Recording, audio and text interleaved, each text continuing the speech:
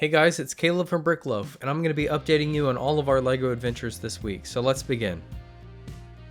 So we're starting out by looking at more of the Series 22 minifigures, and first up we have the Bird Watcher here.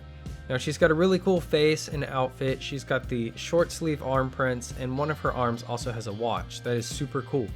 Now she's also carrying binoculars and a satchel, and her hat has a ponytail and it is teal, and she does have a double-sided head. One side of her head is a grin and the other side is a big smile. Personally, I love the dual molded pants here with the belt and the boots, and she also came with a toucan on a piece of grass.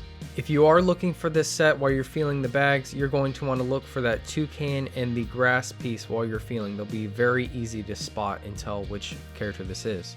The next character is my favorite, the Troubadour. He's carrying a lute and a coin with a crown on it. I really love his outfit, especially his hat. This design I really wish we could see a lot more often in hats. He'll look really great in our medieval section, but you are going to want to feel for the instrument and the hat if you are trying to find this character specifically. Next up we've got the Space Creature, and it uses a headgear piece as the eyes, and then the actual minifigure head is supposed to be the mouth. Not a huge fan of this design, but it's got a cool back bling, and really we bought this for the outfit because we have most of the space style figures that come in that outfit, like Benny, and we're just trying to collect them all. But this is a nice figure to have because it adds an alien to the batch, and it wouldn't look so bad next to all our Space Police characters.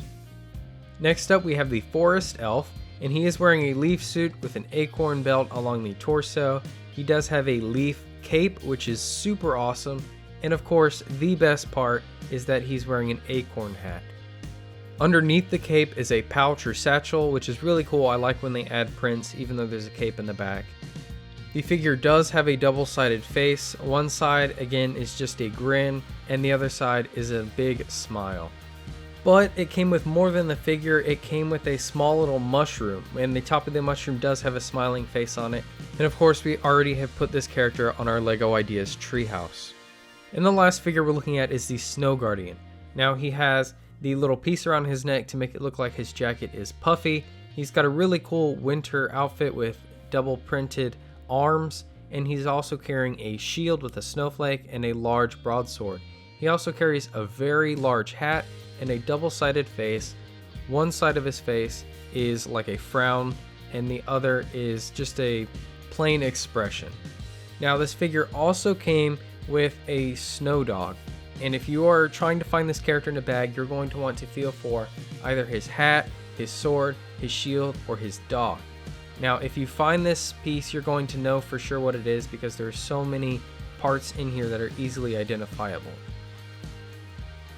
Now one of the projects we've been working on this week is starting up the 1989 Batmobile build.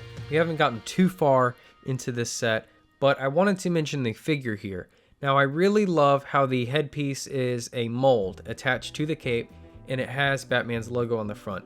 I really love this. It's different from the standard capes that they use, and he also has the double-sided head. One is a stoic face and the other is a smile. He has this really cool gun piece and a batarang in his hand, but I'm just really fascinated by this mold they've chosen to use. I really love this choice. We've also made significant progress in our city. As you can see, we have all of those gray backplates finally put up behind our city and our Hogwarts area, which means that we can begin to start putting tiles up, whether we're going to put graffiti or decorate it to make it look like a backdrop. We finally had those all put on there and glued so that we can begin to decorate and add a different layer to our city. We also picked up a used set locally, the Beauxbatons carriage. We've really wanted this one for a while and we've been waiting, but now that it's become really hard to find, we decided just to go ahead and get it, and we found it for a good price. And so right now, until we can get the clear pieces to make it look like it's flying above Hogwarts, we will be sitting it here on the road until then. We've also decided that we want to start turning some of our older sets into modularized mocks. This one didn't change too much. It is the Scooby-Doo mansion, and we have a lot of the villains and all of the main characters here. We've got Fred with a trap, Daphne's giving Scooby snacks to Scooby, while Shaggy leads the Black Knight into Fred's trap, and over we have Velma unmasking the ghost. And this is just something we put on a Mills plate.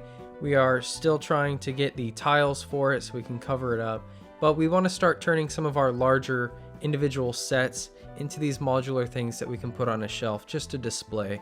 If you have a question about how we did this, or you want to know what else we plan to modularize in the future, let me know in the comments. Now, we also purchased the BMW motorcycle from the Lego store. This is a Technic set, and we do collect a little bit of the Technic, and this one has a little display stand and everything. Now, this set is $229.99 at Lego, and they're also having a promo for the Vintage Taxi.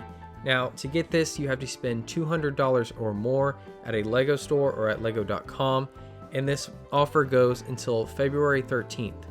This is what the Vintage Taxi looks like. I really love the car. This is actually one of my favorite car builds, and it does come with a little sign and a trash can, and it comes with a cab driver as well. I love how there's also room on the inside to store a briefcase, which has a donut in it. That's a really cool addition. Now, this was supposed to come out with the Boutique Hotel. It obviously goes with the Boutique Hotel, and the fact that you have to spend $200 or more meant that this was supposed to come out at the same time, and because we already own the hotel, it is a little upsetting that they decided to postpone the release of this, but it looks too good to pass up, and because we also wanted the BMW motorcycle, we just did it anyway. And then last but not least, we have the Upside Down. Now, this is a set we've been looking at for quite a while. We know they just came out with these Stranger Things brick heads, but we don't know if they're going to be continuing the theme in Lego.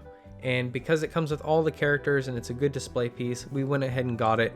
If you do like this series or you do like this set, now is the time to get it, because we're seeing this less and less on the shelves, especially not in any stores like Walmart. I mean, this is something you rarely see at a Lego store now, and if you are interested, go ahead and get it. And if you're investing in Lego, I think this would be really worth it because of the figures that it comes with, and there's a lot of unique pieces, and I doubt we'll see any of these figures again, and if we do, they will most likely have very different parts. The build itself was very fun. I enjoyed building the regular world just to build the exact same thing, but in a different color with a few variations. It was really fun. I love how it looks, how you can flip it to either have the upside down on top or just have the standard world on top, and I like how it came with a small display stand to put all the kids. Now, Wicked Brick does sell a display box that holds this set. I know we've talked about the Wicked Brick stands we've used for our Star Wars stuff, so we are considering maybe getting that for this because it would add a nice backdrop to it, and because this can't really fit in the city anywhere, it would be nice to have it on a display shelf somewhere. That's everything we've done for this week. Now, we do have a lot planned for next week, like going to Legoland using the free tickets we got from the last time we went, and we'll keep you updated on what's changed since then and what else we do during the week. So be sure to like this video and subscribe to see what we do next.